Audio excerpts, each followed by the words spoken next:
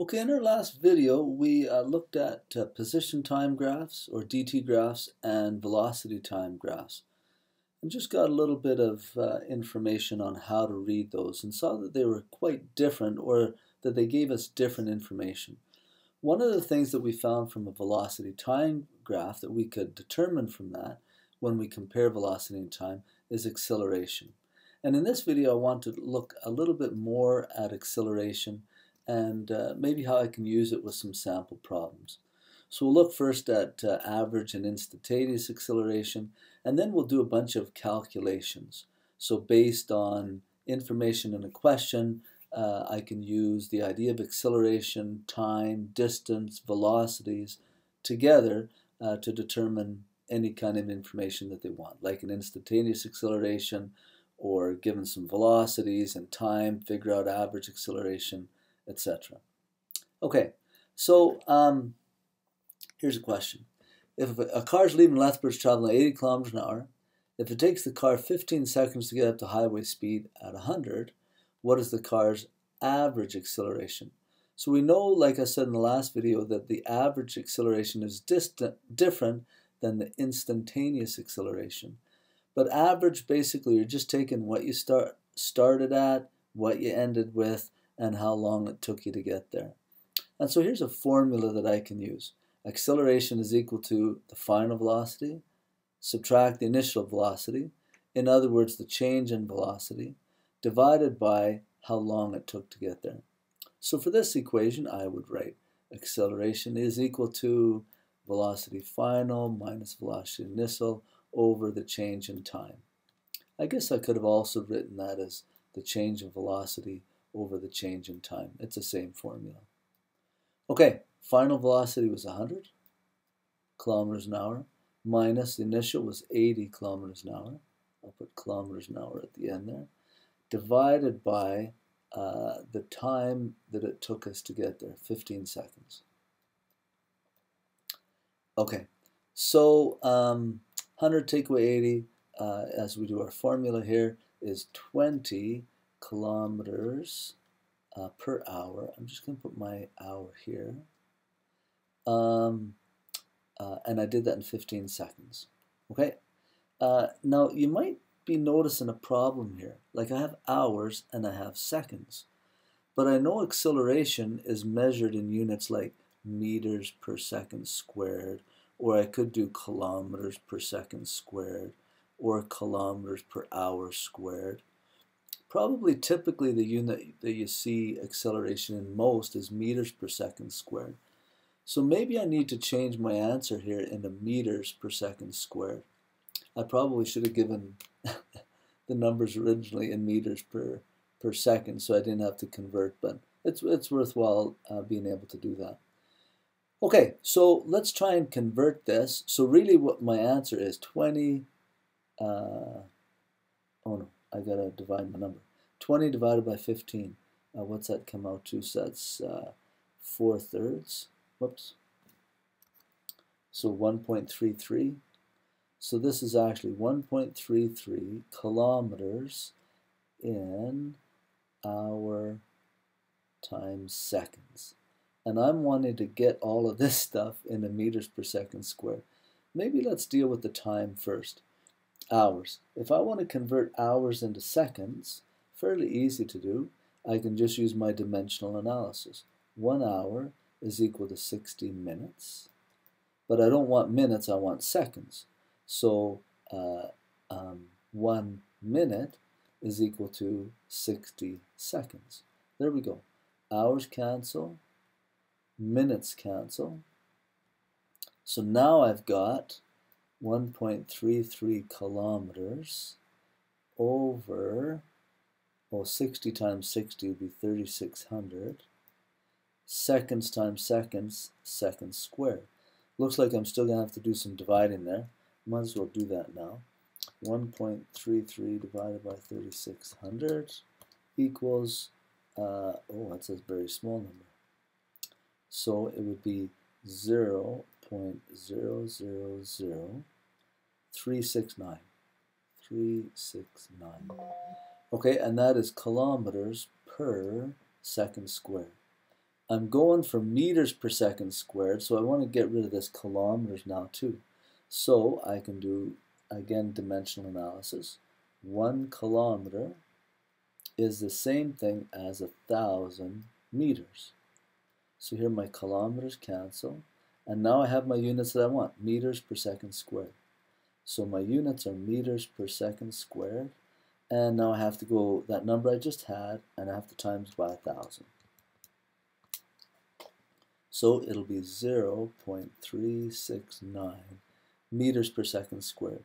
That would be the average acceleration if you started at 80, went up to 100, and took 15 seconds. That's sort of like what my Honda would do. Okay, now when we're looking at acceleration, like we saw in the last video, and we look at instantaneous velocity or average velocity, acceleration is the same thing. So I can have an average acceleration, and basically you just look start and finish, time, done. The one that we just did there, average acceleration. But you can also look at something called instantaneous acceleration, and that's a snapshot of what your acceleration is at a particular time. You can figure that out using derivatives, or you can use a tangent line, and maybe we'll explore the tangent line just a little bit. So for example here, if I wanted to figure out the average acceleration, I figure out what my velocity starts at, 0. What it ends at, my velocity ends at 40. So my average acceleration would be 40. 40 minus 0 is 40 meters per second squared divided by the time that it took, 30 seconds. So 30 seconds.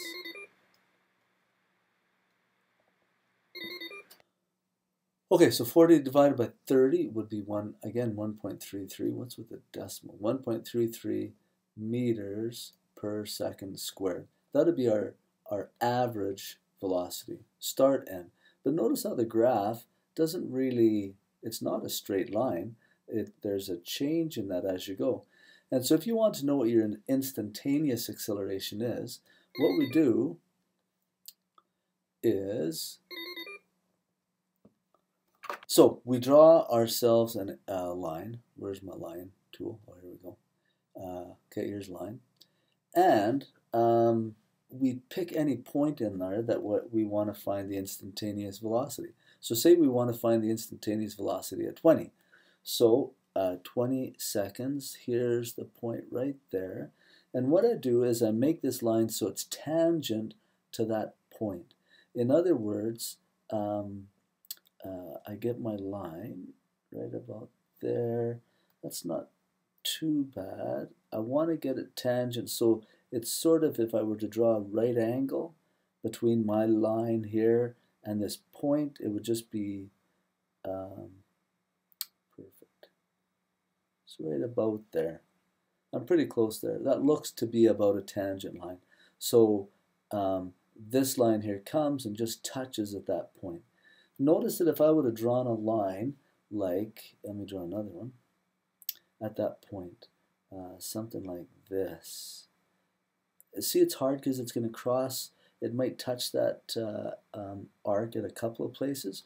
So that line here, this one, would not be a good tangent line for it. Let me make it a different color. So that's not a good tangent line. A tangent line is one that if you have a 90-degree angle, it's going to cut right through that point. Okay, so let's delete that one. Now what I do to figure the instantaneous velocity is I find the slope of that line. So I can take 2 points on it, say this point there, that's pretty close, and say that point right there.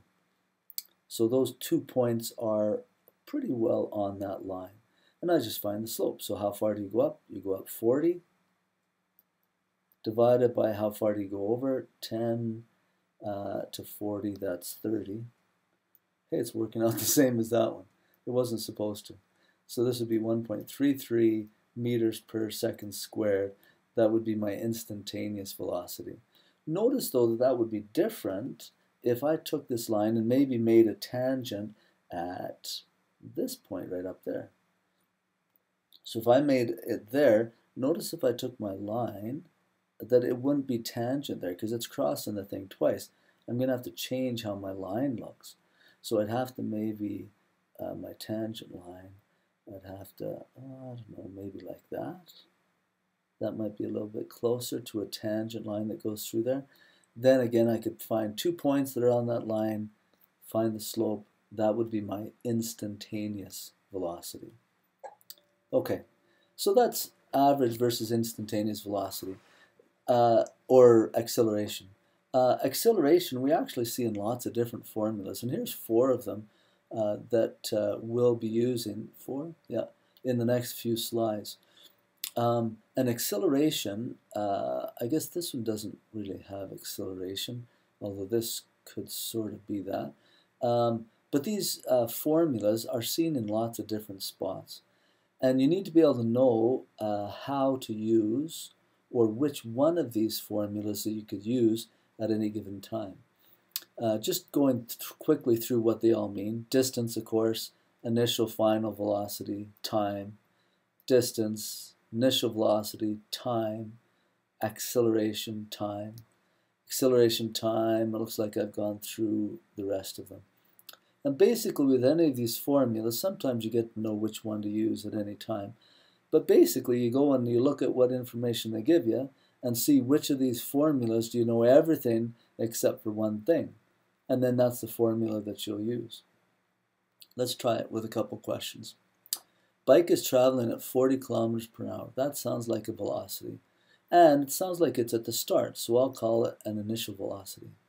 It decelerates at a constant rate to a stop in 5 seconds. So it looks like it stops, so that would probably be my final velocity, eh? And it does that in 5 seconds, which would be a time. And the question looks for distance. So what I need to do is find from one of these formulas, one that has an initial and a final velocity, has a time and a distance. Distance, initial, final, time, there it is right there. So this is my formula that I'll use for this question. So let's plug things in, see what we come up with. Distance equals initial velocity, 40. So 40 plus final velocity, 0. And these are kilometers an hour. I should have made those because this is seconds. Let's change the question a bit. Sorry. Just so I don't have to keep doing that conversion from kilometers per hour to meters per second. Okay, let's say that they're going 40 meters per second. Okay, that's real fast on a bike, but say that's our initial velocity. So 40 down to 0 meters per second divided by 2 times by the time, 5 seconds. Times by 5 seconds. Okay, so these seconds here will cancel. One's on the bottom of a fraction, one's on the top, they cancel. My unit left is meters.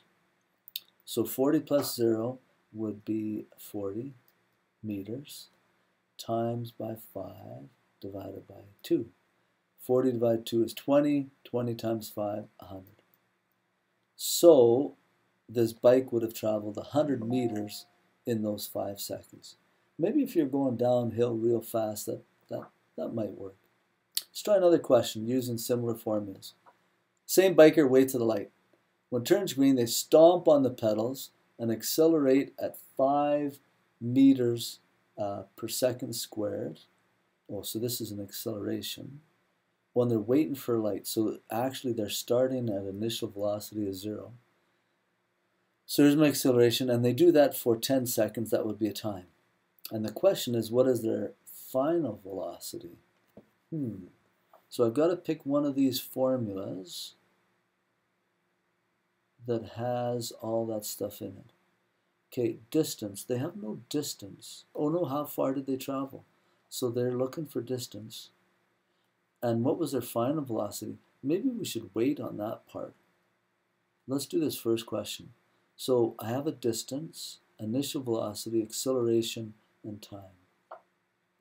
Distance, initial velocity, time, yeah. Acceleration, yeah. And time, yeah, right there, this one. Okay, so how far did they travel? let's plug numbers in. Distance equals initial velocity 0 times time. Time was 10 seconds. 10 seconds. Okay.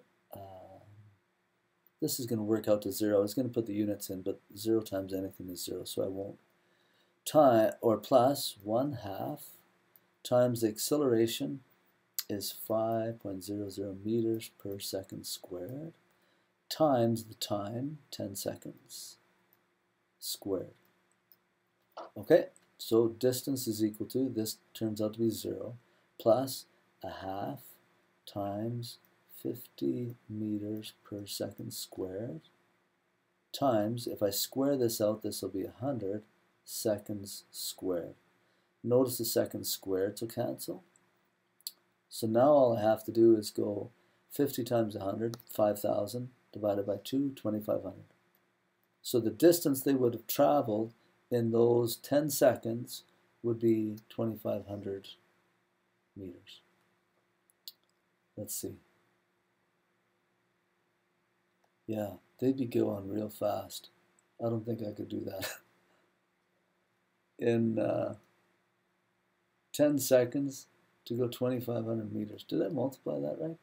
50 times 100, yeah, it's 5,000. Yeah, that is quite fast, because they would start at 5 meters per second, but after each second they'd be going faster. So that, yeah, they'd be going pretty fast. Anyway, on a bike, I'm not doing that. Okay, let's try another one.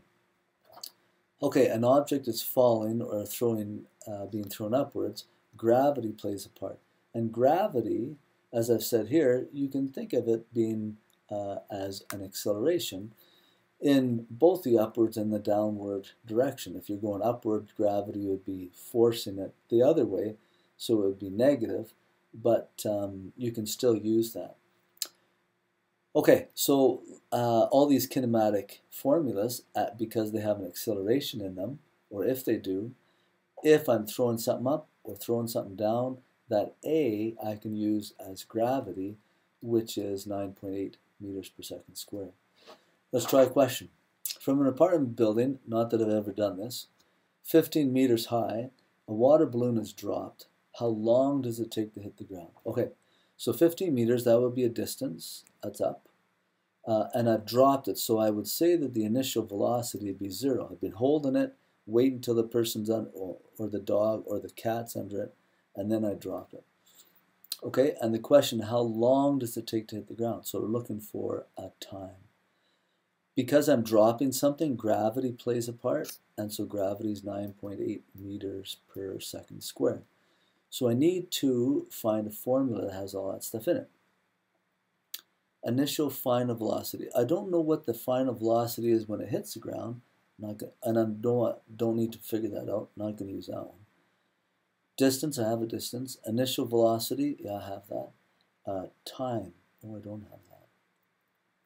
But hold on, I know the distance. I'm looking for the time. And A, acceleration, I have gravity. And T, maybe this one, because I know this. I know that. I'm looking for that. But this T and this T are the same, right? And then acceleration, I know that. And I'm looking for that one. That's an option. Final velocity, I don't know how fast it was when it hit. Don't know that. Final velocity, no. Got to be this one. Okay, so let's take that formula and see if we can figure it out. Now, they're looking for how long does it take to hit the ground. So they're looking for time, but the initial velocity is 0, so that sort of wipes out that whole term. So really I have distance is equal to 1/2 AT squared. And if I were to solve for t, I'd multiply both sides by 2. Then I'd divide both sides by a, whoops, or in this case gravity, is equal to t squared. And then I'd square root things, but let's just go with this for now. So 2 times the distance. How high up was the window? 15 meters. 15 meters. Okay. divided by gravity, 9.8 meters per, and instead of putting a per second squared, I'm going to flip the per up here, put the second squared up there. Okay, so time squared is equal to 30 seconds squared. Oh, the meters here will both cancel. Divided by 9.8. So, let me just keep going down this way. So 30 divided by 9.8. 30 divided 9.8 equals 3.06. So 3.06 seconds squared. But I want to know just what t is. So now I'll take the square root of that. So the square root of 3.06 seconds squared. Notice the square root of seconds squared would just be seconds. And now I just have to figure out the square root of 3.06. 1.75 we'll call it. Time is equal to 1.75 seconds. Okay, so there's another question. Now hopefully you're getting the idea of you've got a bunch of formulas you can use. You need to pick the one where you only have one unknown and you know everything else. Let's maybe try one last question. Okay, person that almost got hit by the water balloon decides to throw a tennis ball at the windows, basically straight up. If the ball is thrown with an initial velocity of 10 meters per second, how or will the ball reach the window? So I guess, will the ball reach the window? I'm probably looking at what the distance is. Okay, so, and I know it was 15 meters up, right? So I'm really looking to see if it gets to 15 meters, so probably I'm looking for a distance. I have an initial velocity of 10 meters per second squared. Okay, I know gravity is 9.8 meters per second squared. So what I'm looking for is one of these formulas here. Looks like I'm looking for a distance. And I don't really have a time. This might be a good question where I might need some additional information. So, I'm looking for distance. Initial velocity, got it. Time, I don't know. Acceleration, I know. But again, time, I don't know. And I guess maybe I could look for a number there.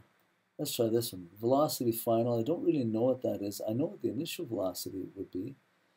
Maybe, in this question here, maybe I would assume that my final velocity is 0 when it stops. Maybe I could do that. How about this last one? This one here, velocity final. Maybe we could assume the final velocity is 0 because if you throw it up and it eventually stops before it comes back down. Initial velocity, I would know that, so I know those ones. Acceleration is gravity. Oh, here's one where I could figure out whether it actually makes it up the 15 meters. So I could solve for that. Let's use that one. So velocity final is 0 squared. Of course, still going to be 0. Oh, let's maybe manipulate my formula first. Let's do that consistently. So here's my formula, and I want to solve for d because I want to see if it gets up to 15. So to solve for d, I'm going to move this to the other side, so it'll be velocity final squared minus initial velocity squared is equal to 2 times a times d, and then I'll divide both sides by 2a. So Vf squared minus Vi squared divided by 2a, that'll be what my distance is. Okay, final velocity, 0. Initial velocity was 10 meters per second squared. So 10 meters per second, and that's all squared.